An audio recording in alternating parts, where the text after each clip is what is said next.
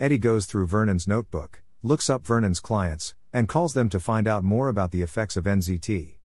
Each number he calls, everyone on the list is either dead or sick. The last number he dials belongs to the man who followed him, and who's sitting near to him. It's the same man who had followed Eddie and the model to the hotel. Eddie sees him and runs as the man chases after him. He finally loses him by going inside a cab. He meets with Melissa, and she tells him she has also been on and barely made it out alive when she stopped using it. 2 years have passed and the effect still hasn't worn off. She recommends that Eddie stops taking the pill too, but she tells him to lower the dosage, as a sudden stop might be lethal. He heads home but runs into Gennady. Gennady beats up Eddie and demands his payments. They stumble the way up Eddie's apartment, and Eddie drops an NZT pill. Then he picks up the key, believing it to be some type of drug, and takes it himself. They then head to the bank, and Eddie gives him the money. Gennady notes that the pills made him feel excellent, and he would be asking for more soon. Eddie makes his way to Lindy's office and collapses. Eddie is left with no choice but to tell Lindy everything. Lindy finally understands the source of Eddie's new motivation. After he tells her he stashed the rest of the pills in her apartment, she agrees to retrieve the pills for him. She heads home, takes the rest of the drugs, and heads back. On her way back she notices a strange man following her. She runs into the city park and asks 2 men to help her, but the strange man stabs both men and continues chasing after Lindy. Lindy hides behind some boulders and calls Eddie.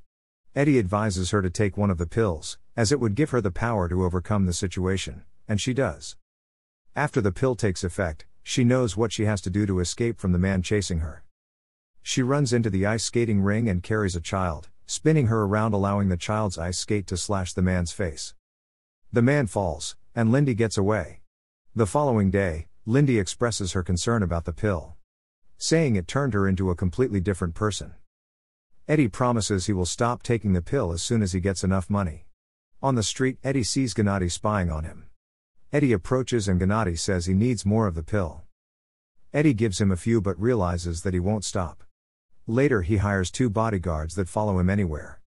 He goes to see Carl, and he apologizes for the meeting, explaining he was sick, but he already won him over before, so Carl still gives him the job. He brokers the biggest merger in the city for Carl and gets back on his feet. Eddie discovered that if he slept properly, stayed hydrated and fed, abstained from alcohol, and maintained a steady dose, the blacked out episode stopped. He has suits custom made for him, all with a hidden pocket for the NZT he has. Not waiting around until his stash of the drug runs out. He goes to a chemist and tells him that he would give him $2 million if he could recreate the drug in 6 months. While having lunch, he spots the detective that interviewed him about Vernon's death. The detective informs him that Eddie is now a suspect in the model's death, as one eyewitness placed him at the crime scene. Eddie hires Morris Brandt, one of the best and most ruthless lawyers in New York. Brandt gets him walking free temporarily, saying the evidence the police had is too weak. Carl and Eddie meet with Atwood again, and they observe Atwood deteriorating health.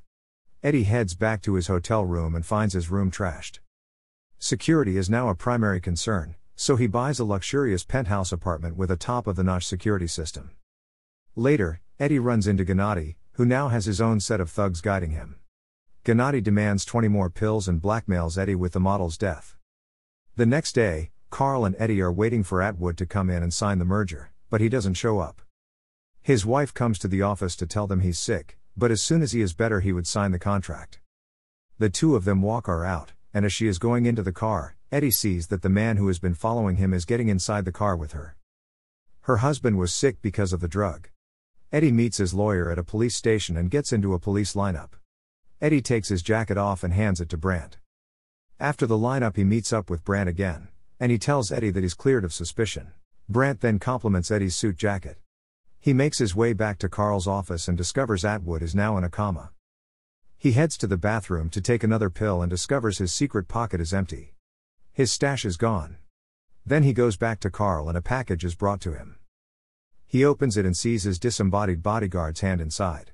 In shock, he runs out of Carl's office and hurries home. He watches the news report regarding updates on Atwood's situation and sees that Brandt is also Atwood's attorney. Eddie then hears banging at his door, and he notices from the security camera that Gennady has arrived with his goons, using metal grinders and steel cutters to break in. Stuck in an inescapable situation, Eddie steps up to the balcony. He stops himself when his foot slips, trying to remember if he had left even just a single tablet somewhere. He digs through his mind and recalls one being left in his old tin container. He reaches through his boxes and finds it, but Gennady breaks in and Eddie trips on a box, losing the pill. Gennady's boys pin Eddie down, and he shows Eddie an even better way of using NZT. He dissolves it and injects it directly into his bloodstream. He says it's more potent this way, and also lasts longer. He shoots up and instructs his men to find Eddie's stash, while he tortures him for the information. The henchmen start grinding into the safe in the next room, while Gennady approaches Eddie, but Eddie stabs him with a knife he had earlier concealed. The two struggle and Eddie drives the knife into Gennady, killing him. Eddie lays on the floor next to a bleeding Gennady. He eyes the needle Gennady had used to inject himself and decides to drink Gennady's blood, hoping to get some of the NZT into him. It works, and his brain starts working at total capacity. Now he knows how to fight off the goons. He takes down one of them, and then the other. Meanwhile, Atwood dies at the hospital. They find the drugs in Brant closest. 12 months later, Eddie has a book out and is running for the Senate. He gets a call that a man representing a large pharmaceutical firm is waiting for him in his office. Eddie is surprised to see that the man is Carl. Carl now reveals that he knows about NZT. He tells Eddie that the company he owns manufactures the drug. Carl offers Eddie a steady supply of NZT, in exchange for a few favors he would later ask. Eddie refuses Carl's offer, but Carl warns that the illegal NZT labs have all been shut down. Eddie then reveals that he doesn't take NZT anymore. He had the drug tweaked and edited way back, removing the side effects. He slowly took less and less NZT until he no longer depended on it, but the effect of the drug remained on him. The modified NZT had permanently altered his brain patterns. Now Eddie's brain is fully unlocked even off the drug. Eddie shows this by predicting that a van would hit a car because the driver is distracted. Carl looks over and it happens. Eddie then places his hand on Carl's chest, saying he detects several problems in Carl's heart. Carl warns Eddie that he would be a brutal enemy, but Eddie is not threatened, saying he would always be 50 steps ahead of him. Eddie walks to a restaurant and meets with Lindy there. You're welcome to share your thoughts on this movie in the comment section below. Subscribe to my channel for more movie recaps like this one, and I'll see you in the next video. Stay well, thanks.